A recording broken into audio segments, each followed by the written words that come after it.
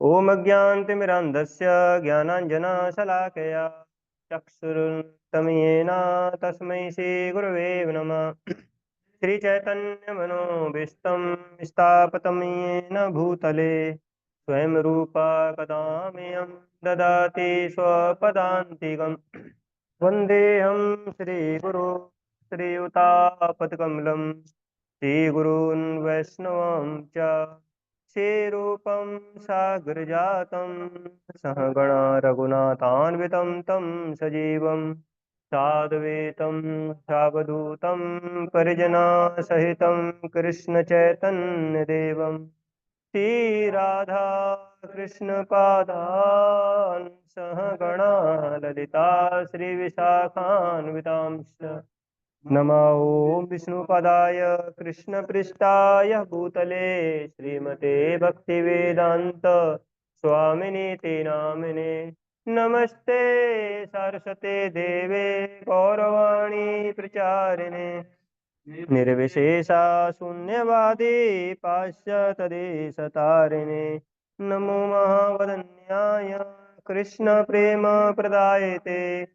कृष्णाय कृष्ण चैतन्य नामने गौरतुषे नमः। हे कृष्णा करुणा सिंधु दीनबंधो जगत्पते गोपेशा गोपिका कांत श्री राधा कांत नमस्ते। तप्त कांचन गौरांगी श्री राधे वृंदावनेश्वरी वृषभानुसुते देवी प्रणमामि हरिप्रिये। वाञ्छाकल्पतरुभ्यश्च कृपा सिन्धुवैव च पतितानां पावनेभ्यो वैष्णवेभ्यो नमो नमः। जय श्री कृष्ण चैतन्य प्रभु नित्यानंद श्री अद्वैत गदाधर श्रीवासादि गौरभक्तवृंद। हरे कृष्णा कृष्णा कृष्णा हरे हरे हरे राम राम राम हरे हरे।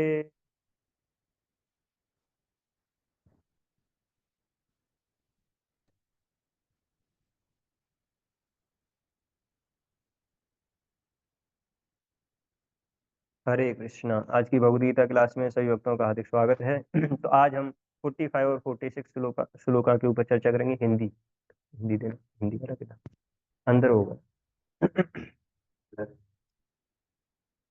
तो इससे पहला जो श्लोका था, भोग ऐश्वर्य प्रसक्ता नाम तया पैरता चेतसाम व्यवसाय का बुद्धि समाधो न विद्यते।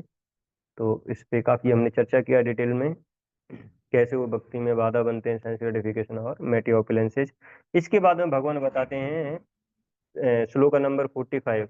उधर नहीं, अंदर, इधर सेटअप रूम में, सेटअप सेटअप सेटअप रूम में। तो ये जो 45 जो श्लोका है, तो उसमें भगवान बता रहे हैं, अर्जुन को बोल रहे हैं कि जो वेद हैं वो जनरली किसके बारे में नॉलेज है, उसमें थ्री मोड्स के अंदर या थ्री मोड्स के साथ में कैसे डीलिंग करना है। उसके एक मिनट, थोड़ा एग्जैक्ट पढ़ते हैं हिंदी में।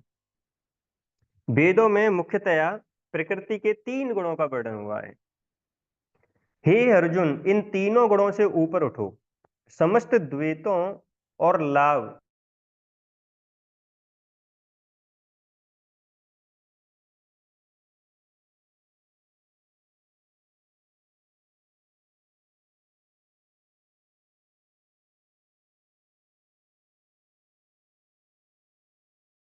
इनका उद्देश्य कर्म फल होता है, जो भौतिक जगत में बंधन का कारण है। प्रभुपा जी यहाँ पे बता रहे हैं कि सारी जो क्रियाएं जो होती हैं वो किसमें किसका वर्णन हुआ है, मतलब वेदों में 3 गुणों के अंदर जो आता है उसका वर्णन ज्यादातर हुआ है। तो प्रभुपा जी यहाँ पे बता रहे हैं जिनका उद्देश्य क्या होता है, मतलब वो जो एक्टिविटी जब हम करते हैं तो उससे क्या होता है, जो फल मिलता है तो वो कर्म फल हो गया, मतलब हमने कुछ कर्म किया और वो उससे हमको फल मिला।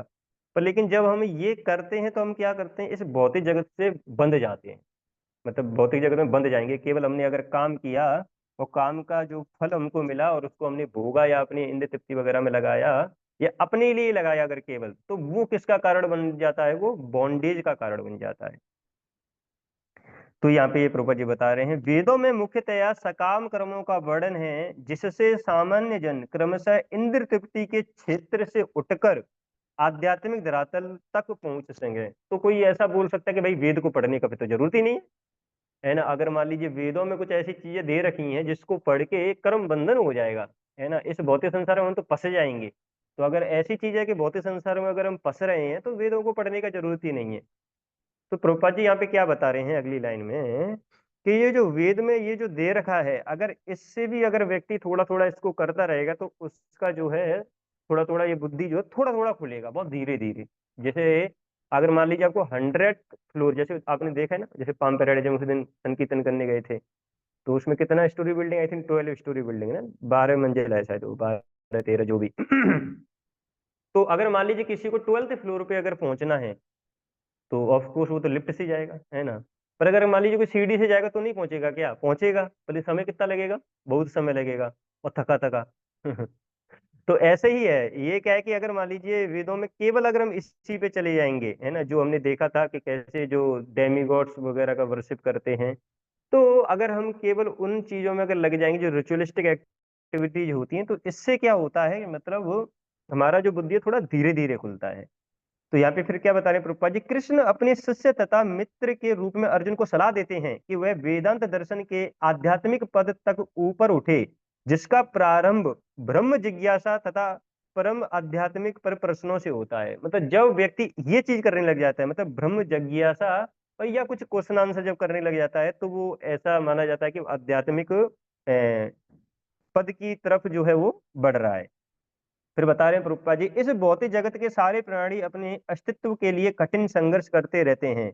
उनके लिए भगवान ने इस भौतिक जगत की सृष्टि करने के पश्चात वैदिक ज्ञान प्रदान किया, जो जीवन यापन तथा भव बंधन से छूटने का उपदेश देता है।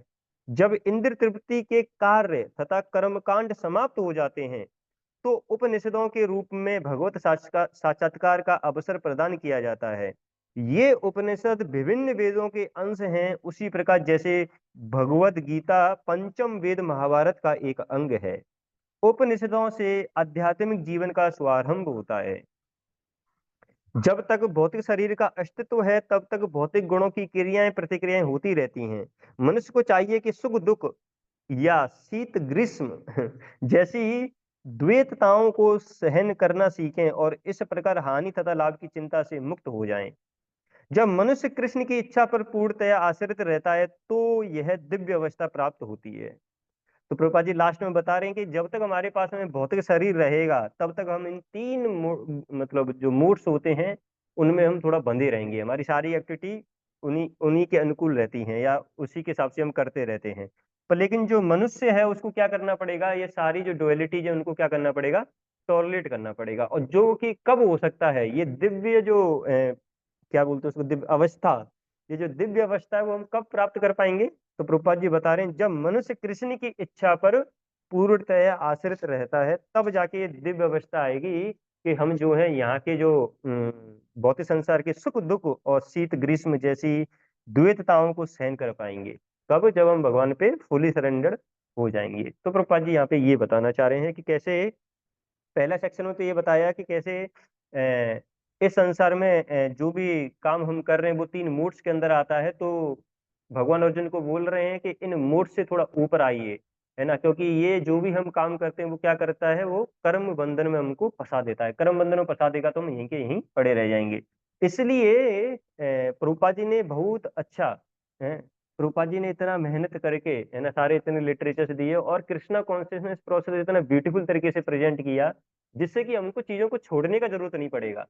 मतलब अगर मान लीजिए कोई कार्य कर रहा है, वो कह रहा है मैं तो कर्म बंधन में फंस जाऊंगा तो मैं कार्य को ही छोड़ देता हूँ, तो भगवद गीता में ऐसा बोला ही नहीं गया है ना, कि आपको कार्य छोड़ना है। बस हमको करना क्या है, उसी कार्य को थोड़ा भगवान से जोड़ देना है। तो वो क्या बन जाता है, वो भक्ति बन जाता है। तो सर्वोच्चम पाद पे आप पहुंच गए। जो सबसे नीचे था उसमें बस कृष्णा एलिमेंट अगर हमने डाल दिया, तो जो सबसे क्लास का सबसे बेकार थर्ड क्लास स्टूडेंट था वो टॉपर बन जाएगा, है ना। ऐसा टीचर ने क्या मैजिक दे दिया बच्चे को कि जो एकदम गधा था, है ना, वो टॉपर बन गया। तो वो केवल केवल कृपा जी की कृपा से हम ऐसा कर सकते हैं कि अगर मान लीजिए कोई कर्म बंधन में फंसने वाला है और वो सबसे नीचे से कहाँ पे लेके चले जाए, हमको सबसे टॉप पे लेके चले जाए, फिर सारे जो ये मार्ग हैं, सिद्धि हृदय और जो भी लिबरेशन वगैरह के जो प्रोसेस हैं, ज्ञान योग, हठ योग, अष्टांग योग, ये सारे योग करने का जरूरत ही नहीं पड़ेगा। बस क्या मिल जाएगा फिर हमको? भक्ति मार्ग मिल जाएगा। इसको कैसे किया जा सकता है? बड़ा सिंपल है।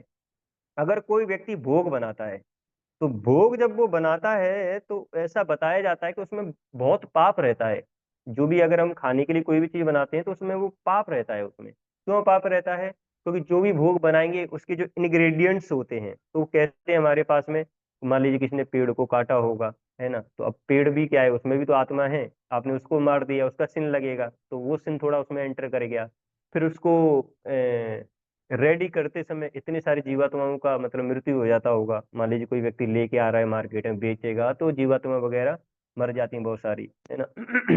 फिर मान लीजिए किसी ने बनाया, ठीक है, तो उस समय कुछ कीटाणु वगैरह मरते हैं, कुछ तो उसी में सुसाइड कर लेते हैं ना, कभी कीड़ा ये निकला, कभी वो निकला। मान लीजिए कोई प्रिपरेशन आपने रेडी किया, कभी चींटी निकल गई, कभी सुनहरी निकल गया। कीड़े तो आते ही रहते हैं, कभी चावल में सुनहरी सुनहरी आ गई। कितनी हम जीव हत्या कर देते हैं भाई, पता ही नहीं, है ना। कुछ तो पता ही नहीं पड़ता है, कुछ कुछ तो दिख भी जाती हैं, है ना। जैसे कल मैं जैसे वो देख रहा था, मतलब किसी का तो कुछ वीडियो था, गौरव प्रभु या किसी का कुछ था, तो उसी के नीचे कुछ वो भी आ रहा था कि आईआरसीटीसी के खाने में निकला झींगुर। तो पूरा फोटो भी था उसके, सांबर वगैरह था वो कुछ तो, दाल या सांबर, उसमें एक झींगुर दिखा रखा था वो, तो मतलब खाना आया होगा, है ना, बन के। तो खाना आया, उसने खोला, देखा झींगुर। तो मतलब ये है, तो आजकल क्या है कि इतना जीव हत्या, तो ये देखो सामने ही सामने ही पूरा उसको तहस नहस कर दिया होगा, रोस्टिंग कर दिया उसमें।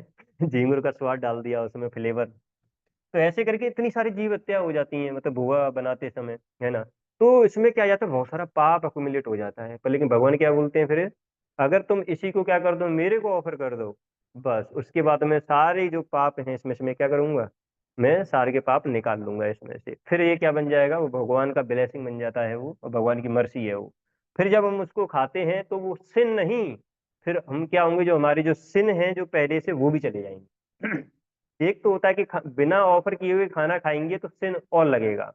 एक है कि जैसे ही भगवान को भोग हमने लगा दिया, तो फिर क्या हो जाएगा, वो जो सिन पहले से जो कर रखे थे वो भी गायब हो जाएंगे। ये प्रोसेस है ना। तो इसलिए जो है प्रभुपाद जी की कृपा से हमको इस्कॉन सोसाइटी जो मिला है, उसमें भक्तगण हमेशा भगवान को भोग लगा के, हाँ, और भोग लगाते समय जो भोग लगा रहे हैं उन पे भी डिपेंड करता है, तो जितना अच्छे तरीके से भोग लगाएंगे उतना ही हमारा चेतना जो है अच्छा होता जाएगा। ऐसे ही जब हम मान लीजिए किसी काम करने जब जाते हैं, तो वर्क करने जाते हैं, तो इतना सारा जो भी डिफरेंट डिवोटी जॉब वगैरह करते हैं, बाहर वाले लोग जॉब करते हैं, जो कमाते हैं उसको अपनी इंद्र तृप्ति में लगा देते हैं। मतलब सारा जो पैसा है वो किस पे खर्च कर देंगे, या तो अपने बच्चों के लिए खर्च कर देंगे, खाने के लिए खर्च कर देंगे, रेंट में देना है, कार के लिए देना है, कार को धुलने के लिए देना है, कार को चमकाने के लिए देना है। ऐसे करके बहुत सारे डिपार्टमेंट्स हो जाते हैं घर में, है ना, जहाँ पे व्यक्ति अपना इन्वेस्टमेंट करता है। पर लेकिन वो इन्वेस्टमेंट किधर करना भूल जाता है, जिसने उस पैसे को दिया उसको देना भूल जाता है वो। ये ऐसा हो गया कि जैसे मान लीजिए गंगा से आपने पानी थोड़ा लिया, और पानी ले लिया, अब आप गंगा को ही कुछ नहीं अर्पित किए, है ना।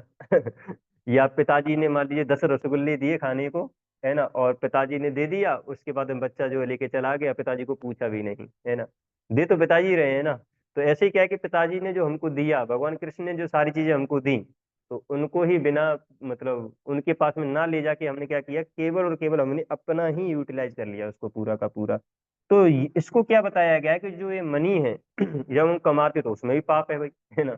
इतना सारा काम करते हैं, वही फिर जीवात्मा हरी इतनी मरना, या किसी लोगों के साथ में डील करना, झूठ बोलना, ये करना, वो करना, मतलब बहुत सारी चीजें हैं, है ना, उसमें भी पाप आ जाता है। और वो सारा का सारा अगर धन हम केवल अपने ही इंद्र तृप्ति के लिए अगर लगा देते हैं, या अपने ही कार्यों में केवल लगा देते हैं, तो क्या है कि व्यक्ति वहां से फिर वो प्रोग्रेस नहीं कर पाता है। पर लेकिन उसी धन को प्रसाद बनाया जा सकता है। उसी धन का अगर थोड़ा सा हिस्सा अगर हम भगवान की सेवा में अगर लगा दें, तो फिर वो पूरा जो प्रसाद, वो जो पूरा धन है वो क्या बन जाएगा, वो प्रसाद बन जाएगा। और जब वो प्रसाद बन जाएगा, तो अब हम उसको यूटिलाइज करेंगे, तो क्या होंगे, अब हम प्यूरिफाई होंगे। जो कि हमको कर्म बंधन में फंसा रहा था, कि अब थोड़ा सा हिस्सा केवल भगवान को ऑफर किया तो अब जो धन का यूटिलाइजेशन हमको क्या करेगा, उससे जो कर्म बंधन है उससे हमको कहाँ निकाल लेगा, वो बाहर निकाल लेगा। तो इसलिए जैसे कृष्णा कॉन्स्टिट्यूशन में इतने सारे भक्त जो जुड़े हैं, तो ज्यादातर हम देखते हैं कि कैसे वो थोड़ा जो है अपने सैलरी का कुछ परसेंट भगवान की सेवा में लगाते हैं, है ना। रूप गोस्वामी तो खैर 50% बताए हैं, लेकिन फिर भी भक्तगण अपनी श्रद्धा अनुसार या डिस्कस करके जो भी उनका इच्छा होता है, तो कितना भी भगवान ये नहीं कह रहे हैं कि मेरे को पूरा का पूरा दे दो, 50% दे दो, इतना दे दो। उनका ये नहीं, अपनी श्रद्धा अनुसार जो है जितना आप भगवान को अर्पित करते हैं, तो फिर क्या बन जाता है, जो बचा कुचा क्या बन जाएगा हमारे लिए, वो प्रसाद बन जाता है। इसलिए हमको कभी नहीं भूलना चाहिए कि जो भी हम कमा रहे हैं, जो भी कुछ हम ला रहे हैं, तो जैसे ही अगर वो भगवान को कनेक्ट कर देते हैं उससे, तो जो चीज हमको डिग्रेड करेगी या हमको नीचे लेके जाएगी, वही सेम चीज हमको कहाँ ले जाती है, ऊपर ले जाती है ना। जैसे अभी कुछ दिनों पहले सी मोहन प्रभु ने सभी भक्तों के लिए धोती कुर्ता मतलब दिया था, है। तो ऐसे करके के जो भी कुछ कमाया प्रभु जी ने मतलब अपने बिजनेस से, तो उससे धोती कुर्ता खरीदा और भक्तों की सेवा में लगाया।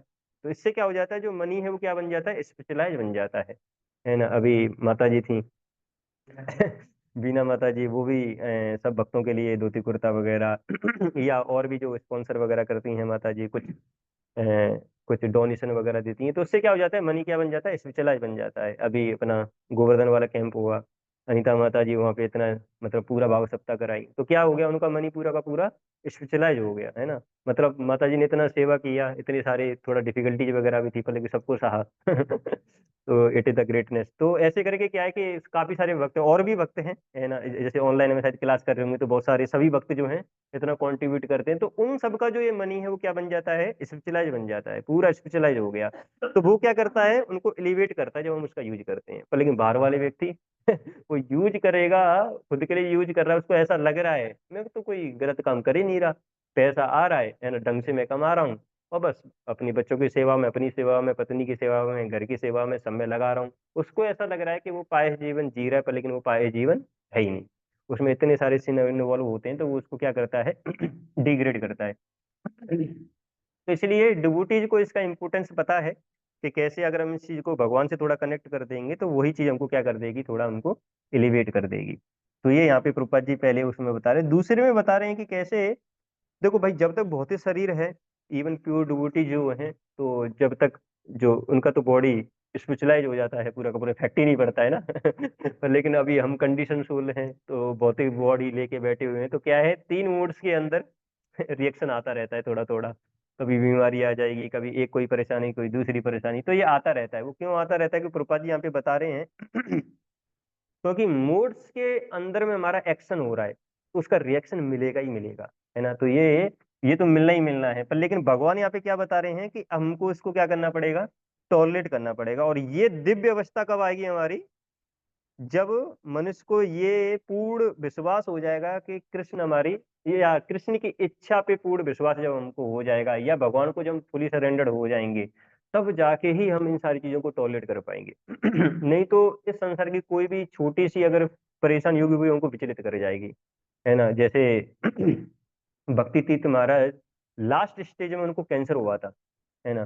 तो अगर बाहर की दृष्टि से देखा जाए, तो व्यक्ति को जब कैंसर हो जाता है तो पागल हो जाएगा वो तो, है ना। अरे कैंसर हो गया मेरे को, है ना, उसके घर वाले रोने लग जाएंगे, वो खुद रोने लग जाएगा, अरे है ये जीवन मिला था, ये तो अब जाने वाला है ना, रोएगा वो पर लेकिन भक्ति तीर्थ महाराज उस कैंसर को एक ब्लेसिंग के रूप में ले लिए, है ना। ब्लेसिंग के रूप में क्यों ले लिए, या ऐसा कहें कि उनको अच्छा लगा कि यार ये कैंसर हो गया तो अच्छा ही रहा, ऐसा ही बोल रहे थे इलाहाबाद में। क्यों बोल रहे थे, क्योंकि जब उनको कैंसर हुआ तो उसके बाद में वो भक्ति में इतने डिटरमाइंड थे कि उस डिटर्मिनेशन को देख के, प्रभुपाद जी के टाइम पे उनके काफी शिष्य थे, तो जब प्रभुपाद जी इस धराधाम को छोड़ के गए थे, तो काफी शिष्य जो है कृष्णा कॉन्शियस प्रोसेस को छोड़ दिए थे। बहुत सारे शिष्य जो, अरे वो जो जिनको ऐसा लगता है ना, जो फिजिकली थोड़ा कनेक्ट रहते हैं ना, ज्यादातर फिजिकली जो कनेक्ट रहते हैं, तो वो क्या है कि बस 100 पीस है, मतलब सामने आपको बस दिखाएंगे, बाद में बाद में अपना रूप आ जाएगा उनका। तो प्रभुपाद जी जब तक थे तो बस 100 पीस थे, तो थोड़ा जो भी है, मतलब माया इतनी प्रबल है कि किसी को भी फोल्डन करा सकती है, वो भी था। और प्रभुपाद जी से मतलब थोड़ा कनेक्टेड थे। ऑफ कोर्स काफी बेनिफिट तो हुआ ही होगा, पर लेकिन छोड़ दिया था प्रोसेस को। पर लेकिन भक्ति तीर्थ महाराज जब कैंसर हुआ तो बाद में मिलने आए थे सबके सब। भक्ति तीर्थ महाराज जब उनसे बात करते थे तो बहुत सारे जो भक्त थे जो मिलने आते थे, फिर दोबारा कृष्णा कॉन्शियसनेस प्रोसेस को ले दी। जो कि अगर उनका हेल्दी बॉडी होता तो शायद सुनते नहीं उनको वो, है ना। पर लेकिन अगर वो कैंसर का बॉडी इतना था और उसमें कृष्णा कॉन्शियस प्रीच कर रहे हैं भक्ति तीर्थ महाराज बेड पे, है ना, तो इतना पूरा का पूरा उनका चेतना जो था भगवान में लगा हुआ था, तो उसको देखते हुए बहुत सारे जो हैं शिष्य जो थे प्रभुपाद जी के या प्रभुपाद जी से जो कनेक्टेड थे पहले, तो वो भी इधर आ गए, फिर दोबारा भक्ति में आ गए। तो उसको क्या ले लिया भक्ति तीर्थ महाराज ने, ब्लेसिंग लिया। तो ये कब होता है, जब वो फुली आश्रित रहते हैं भगवान पे। क्योंकि प्योर डिवोटी को ये पता रहता है कि हमको भाई ये देहात्म बुद्धि जो मिला है, जो शरीर, ये तो गिव अप करना ही है एक दिन, ये तो जाना ही है ना। अगर मान लीजिए कोई 60 पे गिव अप करने वाला कोई बीमारी हो तो 50 पे चला जाएगा, है ना। और पर लेकिन जो ये भक्त है वो इसको टॉलरेट कर पाता है ना, कि मान लीजिए 60 पे जाने 50 पे, तो उसको ज्यादा फर्क नहीं पड़ेगा। उसको क्या करना है, वो 50 पे भी जाएगा तो उसको ज्यादा मतलब नहीं है, भक्ति करना तो अभी भी कर रहा है वो। ये है। बाहर वाले को बड़ा टेंशन हो जाएगी, क्योंकि उसने जो खजाना अभी तक इकट्ठा किया है भोगने के लिए, है ना, अभी तक मेहनत कर रहा था, लाओ भाई कमाऊंगा कमाऊंगा, जाऊंगा जॉब पे, जाऊंगा, है ना, जॉब पे जाता है, सुबह जाएगा शाम को आएगा, पूरा खजाना भरा जा रहा है भरा जा रहा है। एक दिन ऐसा आएगा, उस दिन मैं इसको भोगूंगा। और वो दिन कब आता है, वो दिन जब आता है जब उसकी मृत्यु आती है। जब मृत्यु वाले दिन उसको रियलाइज होता है, अरे बाप रे, मैं तो केवल इकट्ठा करने में रह गया, है ना। तो इसलिए कर्मी जो हैं उनकी तो बड़ी दुर्गति है। दुर्गति इस बात की है कि अगर मान लीजिए वो हार्ड वर्क करके वो कमाते भी है ना, तो जो कमाते हैं उसको खुद नहीं भोगते हैं, कोई दूसरा भोगता है उसको। वो खुद हार्डवर्क कर करके इस दुनिया को छोड़े जाते हैं, उनको ऐसा लगता है मैं भोगूंगा, वो समय आ नहीं पाता है, कोई इसका भी ग्रिड जाता ही नहीं है। जैसे एक हमको इससे स्टोरी याद आई, बचपन में सुने थे। एक व्यक्ति था, मतलब लालचीपन पे थी वो स्टोरी। कि एक व्यक्ति था, उसको बोला कि भाई जो है अभी हम लैंड अलॉट कर रहे हैं सबको, ठीक है, तो कितना लैंड मिलेगा, जितना तुम सूर्यास्त मतलब सनसेट तक जितना चल के आ जाओगे उतना लैंड तुमको मिलेगा। बाप रे बाप। बस लग गए सबके लोग, तो कुछ लोग गए, उसने कहा कि 11 बज गया तो चलो यार। नहीं मतलब कुछ गए तो इसको वो करे, पता नहीं लौटने में लौट पाए नहीं लौट पाए, जल्दी निकल लेते हैं, थोड़ा वो तो मिल ही जाएगा, लौट के आ गए। कुछ 11 बजे, यानी 11 बज गए ना, अब लौट लेते, नहीं तो शाम तक दिक्कत हो जाएगी, है ना, लौटने में तो और समय लगेगा। एक व्यक्ति था पर लेकिन उसने कहा कि ये तो सब ऐसे ही है। डिटर्मिनेशन नहीं है उनके पास में, है ना, डिटर्मिनेशन तो केवल मेरे पास में है। तो गया बेचारा, है ना, दौड़ता रहा दौड़ता रहा दौड़ता रहा, 12 बजा, 1 बजा, 2 बजा, उसने थोड़ा और कर लेता हूँ, है ना, अभी तो मैं इतनी तेजी से आया हूँ, एनर्जी काफी रहेगी, है ना, और उसके बाद तेजी से दौड़ूंगा, कवर कर लूंगा सारा का सारा। ऐसे करके वो जाता है, फिर देखता है कि अरे भाई समय अब ज्यादा हो गया है। तब वो फिर लौटना चालू करता है, दौड़ता है दौड़ता है दौड़ता है, पर लेकिन पहुंचने से पहले ही अपने शरीर को त्याग देता है ना? तो क्या हुआ, इतना अक्यूमुलेट करना चाह रहा था कि वो, उसको जो इतना अक्यूमुलेट किया, इतना अक्यूमुलेट, क्योंकि बहुत सारा लैंड आ गया ना इतना अक्यूमुलेशन में, पर लेकिन लास्ट पे जाके गुजर गए संसार से। तो ये होती है ग्रीड, तो इंसानी ग्रीड तोड़ी नहीं जाती है। बताओ, उस व्यक्ति को ये बोल दिया कि तुम दौड़ो दो दौड़ो, जितना दौड़ोगे उतना लैंड मिल जाएगा, तो इसका मतलब ये है कि यार दौड़ती रहो। तो यही संसार में हो रहा है, रेस में लगे हैं सब, है ना। तो उनका जो हैप्पीनेस है वो क्या है, कि रेस में लगना, रेस में लगे हैं, ये हैप्पीनेस, है ना। हम जैसे सब लगे हैं ऐसे ही हम लगे हैं। एक व्यक्ति कुएं में जाके करेगा तो चलो हम भी चलते हैं कुएं में गिरने, भेड़ चाल होती है ना, भेड़ चाल, कुछ भेड़ जाती हैं, है ना, तो सबकी सब फॉलो करती हैं, ठीक है। तो अगर मान लीजिए वहां पे एक डंडा रख दिया थोड़ा मोटा सा, तो जो भीड़ होगी, तो भीड़ उसको छलांग लगाएगी और जाएगी उधर, ठीक है। दूसरी देखेगी, हाँ यार डंडा रखा हो, चलो छलांग लगा, तीसरी डंडा रखा हुआ है, छलांग लगाते हैं। अब जो जिस व्यक्ति ने उस डंडे को रखा था वो उसको निकाल लेता है। पर लेकिन जो चौथी जो भीड़ है, अब वो दिमाग नहीं लगाएगी कि ये छलांग क्यों मार रही थी। वो भी छलांग मारेगी, वो पांचवी जो भीड़ आएगी उसके पीछे, वो भी छलांग लगाएगी, क्यों, तो चौथी नहीं लगाएगी। अब उनको ये नहीं पता कि छलांग क्यों लगाई जा रही है। तो सारी जो भीड़ पीछे आ रही है सब छलांग मारेंगे अब। कुट ऐसे करके छलांग लगाती रहेंगी, उनको पता ही नहीं है क्यों छलांग लगाई जा रही है भाई। तो ये है भीड़ चाल। तो सारे संसार में जो सब लगे हुए हैं, सब पेरेंट्स को पता है एजुकेशन देना है बच्चों को, पढ़ाना है ना, मोहल्ले में नाम हो जाना चाहिए। ठीक है कि मेरे बच्चे ने ये एग्जाम निकाला, क्लियर किया है। क्यों? पड़ोसी। वो पड़ोसी को आंसर क्या देंगे? पड़ोसी के बच्चा डॉक्टर बनाए तो मेरा इंजीनियर भी बन पाएगा। अरे हम तो उसको साइंटिस्ट बनाएंगे, है ना, ऐसा करके ये रहता है पूरा का पूरा। अच्छा, उनको प्रॉब्लम इस बात की नहीं है कि मेरा बच्चा बनेगा नहीं बनेगा, उनको प्रॉब्लम इस बात की है कि पड़ोसी क्या सोचेगा। ये है सबसे बड़ी दुर्गति तो यही है। कि पड़ोस वाला क्या सोचेगा, खुद का क्या होने वाला वो ज्यादा मतलब नहीं है, समाज क्या सोचेगा ये ज्यादा बड़ी दिक्कत है आजकल। तो बस पड़ोस वाला भेज रहा है अपने बच्चे को किसी अच्छे स्कूल में, तो अपने पास में इतना धन भी नहीं होगा, पर लेकिन पड़ोस का बच्चा अच्छे स्कूल में जा रहा है तो हमारा बच्चा भी अच्छे स्कूल में जाएगा। अच्छा, वहाँ पे पढ़ाई लिखाई हो या ना हो। जैसे इटावा में जब हम पढ़ा रहे थे तो वहाँ पे डीपीएस स्कूल है। और भी स्कूल है, और हमको ये पता है कि किस स्कूल में कितना पढ़ाई होता है। तो डीपीएस होने का मतलब ये नहीं है कि वहाँ पे अच्छी पढ़ाई होती है, क्योंकि डीपीएस का ये भी रूल रहता है कि वहाँ पे जो लोकलाइट जो टीचर हैं उनको अलाउ नहीं करेंगे पढ़ाने के लिए। जो लोकल्स, मतलब इटावा में डीपीएस है तो इटावा का जो व्यक्ति होगा वो नहीं पढ़ा सकता है डीपीएस में, ये रूल है। तो इसलिए बाहर के लोग आते हैं। अब सैलरी ऑलमोस्ट उतना ही रहता है, थोड़ा सा बस ज्यादा मान लो थोड़ा सा, कंडीशन नहीं होती हॉस्टल में रहना पड़ेगा टीचर को। तो उसमें वही टीचर्स आते हैं, मतलब बहुत ज्यादा ऐसा नहीं कि बहुत हाई फाई टीचर आएंगे, क्यों आएंगे भाई? ना तो उनको ट्यूशन अलाउ करो, मतलब ट्यूशन ही नहीं पढ़ा सकते उसमें। बाहर से व्यक्ति आएगा, इंग्लिश भी बोलना चाहिए, तो सब कुछ कर रख दोगे तो क्या मतलब। इतना तो कौन आने वाला है आपके पास में? तो ऐसा है। तो कुछ और जो स्कूल होते हैं उनकी इतनी कंडीशंस नहीं है, इटावा के भी टीचर्स पढ़ाते हैं, कोचिंग जो पढ़ाते हैं वो भी पढ़ाते हैं, तो कोचिंग जो पढ़ाता है वो तो अच्छा पढ़ाता ही है ना, तो हमको पता है कुछ गाइडेंस वगैरह देते हैं। पर लेकिन वो जो पेरेंट्स हैं वो सुनेंगे नहीं, कुछ पेरेंट्स जिनके पास में धन ज्यादा हो जाता है ना, खर्च करना है ना, यही तो बता रहे थे कल, है ना, खर्च करना है। भाई पैसा ज्यादा आ गया है तो क्या करना है? खर्च तो करना ही है उसको, ऐसा तो नहीं बचा के रखेंगे। तो खर्च यहाँ पे होता है ये। यहाँ पे होता है, जो चीजें नहीं चाहिए वहां पे खर्च कर देंगे, है ना, पढ़ाई लिखाई और कहीं अच्छी हो जाएगी नहीं, रेपुटेशन।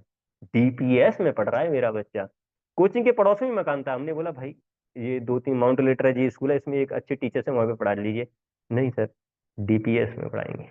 मैंने ऐसा क्यों? उसका नाम है। तो ऐसे करके क्या है कि जो भीड़ चाल है ये पूरी, है ना, उनको पता नहीं कि क्या होने वाला है, तो इस वाली भीड़ चाल में सब लोग लगे रहते हैं, तो यही संसार में आजकल चल रहा है। तो इवन अभी जो ट्रेंड चल रहा है, या अभी तक कुछ पेरेंट्स जगने लगे हैं, तो उनको पता पड़ रहा है कि भाई एजुकेशन में ऐसा नहीं कि नौकरी इसको मिल जाएगा, है ना, जनरली कहीं बीटेक कराना है, बीटेक इंजीनियरिंग कराना है आजकल। देखा गया कि बीटेक वाले थोड़ा ज्यादा घूम रहे हैं। बीटेक तो कर लेते फिर जॉब के लिए घूमते रहते हैं ना, ये तो चल रहा है थोड़ा थोड़ा अभी। तो एजुकेशन से इसका मतलब ये नहीं है कि मतलब परमानेंट जॉब मिल ही जाता है ना, तो लेकिन सबको एक ही लाइन में जाना है, नहीं मेरा बच्चा जो है किसी नौकरी करना चाहिए, और नौकरी में जाके गधा बन जाए वो बोली, सुबह जाएगा 8 बजे, शाम रात के 8 बजे, कोई दिक्कत नहीं है, बोले करना चाहिए। इवन कुछ पेरेंट्स तो इस बात के लिए रेडी होते हैं कि कोई अगर मान लीजिए एक ऐसा जॉब है जिसमें 1.5 लाख रुपए मिल रहा है, 1.5 लाख रुपए महीना मिल रहा है, पर लेकिन जॉब में उसको कितना मिल रहा है? 70,000 केवल। तो जॉब करे बेटा, क्यों? सोसाइटी क्या सोचेगी? मतलब अगर वो जैसे मान लीजिए कोई टीचर है, तो टीचर है तो उसका उतना रेपुटेशन नहीं रहेगा ना सोसाइटी में, जितना ये कोई hi fi company Google company में काम करने जा रहा है, पर लेकिन उसका जॉब 70,000 का है। पर नहीं, 70,000 का कर, रेपुटेशन थोड़ा सोसाइटी में रहना चाहिए। तो ये है, तो इस वाली चीजों में क्या है कि लोग थोड़ा ज्यादा लगे हैं, तो इस पॉइंट पे हम क्यों आए? भक्ति तीर्थ महाराज का कुछ बता रहा था, उससे आया था मैं इधर, कनेक्ट नहीं कर पा रहा हूँ फिर मैं। ठीक है, जो भी है।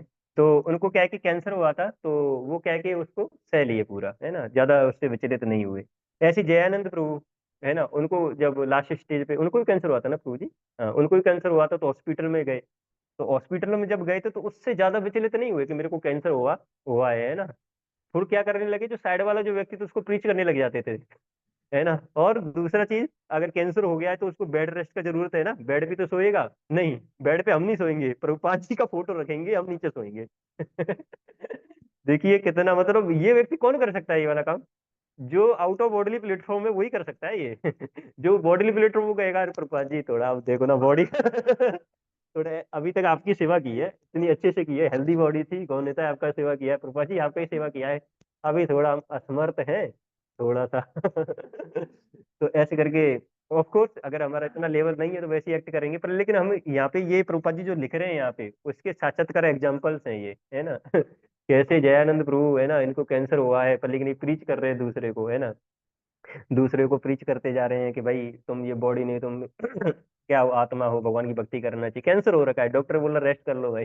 वो प्रीच में लगे हुए हैं। जय पताका महाराज, परम पूज्य जय पताका स्वामी महाराज, कभी भी मान लीजिए हॉस्पिटल वगैरह में अगर वो भर्ती होते हैं तो इतना बीमारी रहेगा पर, लेकिन एक था ना कोई वो नर्स जो ट्रीट कर रही थी तो वो ट्रीटमेंट दे रही, पर नर्स को बोले हरे कृष्णा चैंट करिए, है ना, उसको भी जप माला दे दिया नर्स को, जप किया करो ऐसे करके, है ना प्रभु जी, ऐसे मतलब बहुत सारी लीला है महाराज के साथ तो बहुत सारा हुआ है ना। प्रभुपाद जी देखिए, प्रभुपाद जी, शिला प्रभुपाद मतलब लास्ट स्टेज पे जाके, है ना, पूरा बॉडी गिव अप हो चुका है, पर लेकिन प्रभुपाद जी के परपोर्ट, वो लास्ट स्टेज पे जो परपोर्ट हैं उनको अगर आप मिलाएंगे, जो शुरुआत में प्रभुपाद जी परपोर्ट दिए, कोई ज्यादा डिफरेंस है ही नहीं। मतलब होता क्या है कि जब वो व्यक्ति ज्यादा ओल्ड एज में चला जाएगा तो फिर बुद्धि भी इतनी नहीं चल पाती है ना, वो कहाँ इतना याद रख पाएगा चीजों को, वो कहाँ बोल पाता है ना, जैसे कहते हैं ना, बूढ़ा व्यक्ति और बच्चा दोनों बराबर ही होते हैं बोलते हैं ना, बूढ़ा व्यक्ति जो है बच्चे जैसे बिहेव करने लग जाता है बाद में बच्चा ही बन जाता है वो बाद में जाके। लेकिन प्रभुपाद जी के एकदम जो प्रपोर्ट है crystal clear, no effect of the body, है ना, आउट ऑफ बॉडी प्लेटफॉर्म, है ना, इसको बोला गया है। तो ये जो महान सोल हैं अपने उदाहरण से हमको बताते हैं कि कैसे अध्यात्म मतलब इस बॉडी से अटैच ना होके जितना हम कृष्ण पे डिपेंडेंस हो जाएंगे तो फिर ये सारे जो भौतिक संसार के जो तीन गुण हैं हम उनसे ऊपर आ जाएंगे, जो प्रभुपाद जी बता रहे हैं यहाँ पे। मनुष्य को चाहिए कि सुख दुख या शीत ग्रीफ जैसी द्वैतताओं को सहन करना सीखें और इस प्रकार हानि तथा लाभ की चिंता से मुक्त हो जाएं। ये कौन कर सकता है? जब मनुष्य कृष्ण की इच्छा पर पूर्णतया आश्रित रहता है। जैसे परम पूज्य राधा स्वामी महाराज एक बार हम्म, ये आई थिंक उसमें बताएंगे, आज वो वाला रह गया, ठीक है। नेक्स्ट वाला श्लोका है, फंस गए बीच में चालू करेंगे तो बहुत समय हो जाएगा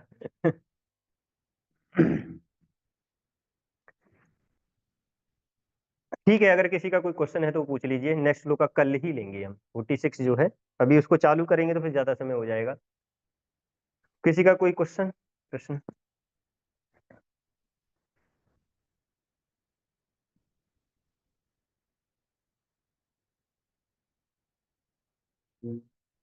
हरे कृष्णा, शीला प्रभुपाद जी की जय।